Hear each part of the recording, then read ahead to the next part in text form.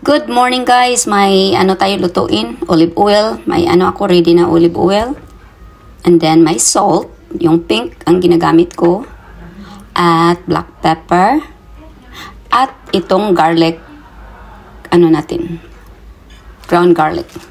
At may ano ako, roasted na ano na seaweed. Ito, gamitin natin to. At may 3 itlog. Yan. At kalahati lang ang gamitin natin ito sa sa yellow pepper at sa red pepper.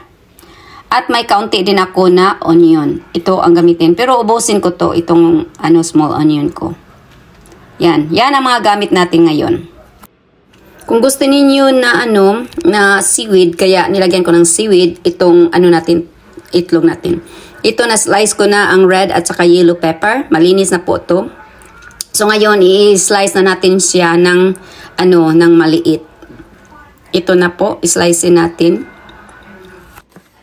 Nag-try lang po ako sa sa scrambled egg na lagyan ko ng seaweed para din magkaiba, din iba. Try lang po. Tapos kung maluto na to, kung makulangan kayo, di maglagay kayo gamit naman ng yung seaweed ninyo na roasted seaweed ninyo. Na naman kayo, lagyan ninyo sa yung scrambled egg ninyo. Pag makulangan kayo sa seaweed, di na naman kayo. Kasi luto na to na to siya, roasted na to siya na seaweed.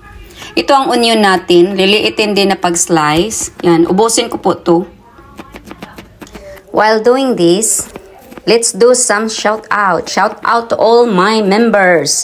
At may nagpa-shout out din. Si Ellen and Arthur Vlog. Shout out sa iyo. Team Magaganda, Inday Imbi, salamat sa sa always na tulong mo. Pia Melo Team, salamat sa mga nagsusupport sa akin po.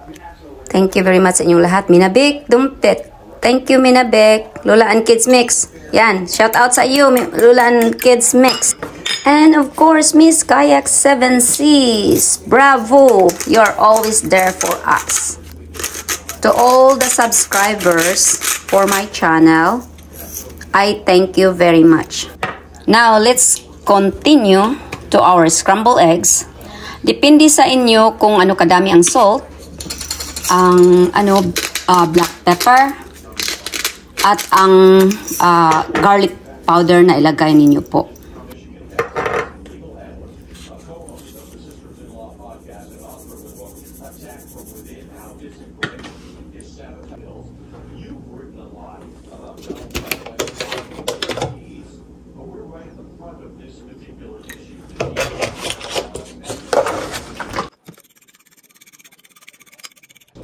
At i-mix ko lang to lahat, ang red pepper, yung regular onion, at saka yung yellow pepper.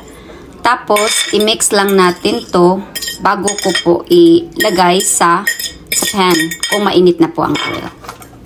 Yan, ihalo lang ninyo ang lahat bago po natin ilagay sa pan at lulutuin po. Naglagay na ako dito ng kaunting olive oil bago ko ilagay ang mix ko na itlog po with all the peppers and onions. Nandito na po. Tapos natimplahan ko na din ng asin at saka black pepper. At dagdagan na lang ninyo kung kulangan yung yung asin po. Pagluto na po yung yung itlog, gusto ko balihin. Ito ang ginawa ko. Mag-ano ka lang ng plate. Tapos ibaliktarin mo 'yun. Tapos ibalik mo na naman sa sa pan. Yan na siya. Pag mo na luto na siya. So ilagay ko na yung yung roasted seaweed po. Ito po ang roasted seaweed. Ilagay ko siya sa sa ibabaw. Tapos i-try ko i-roll ko po to. Tingnan natin kung kung maganda ba ang resulta.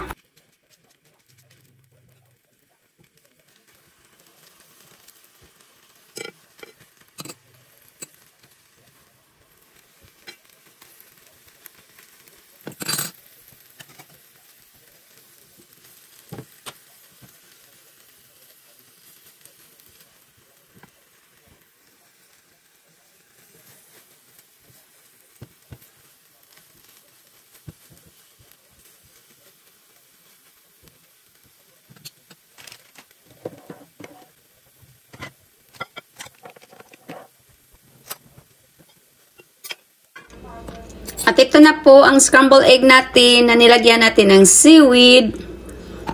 At kung gusto pa ninyo din ng seaweed, di mag-slice na lang kayo or makabili naman kayo yung small na yung maliit na na seaweed.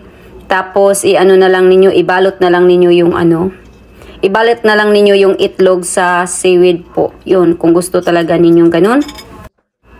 At yan ang natin, luto ngayon na scrambled egg with seaweed. Salamat po sa time ninyo sa pag-watch sa ginawa natin ngayon na breakfast. At like I said, pwede kayo mag-cut ng yung sa seaweed at ilagay ninyo kaunti. Ang itlog dito, i-wrap ninyo, yun, anuhin ninyo, yan. Tapos, yan, yun na, kainan ninyo. Thank you for watching, guys.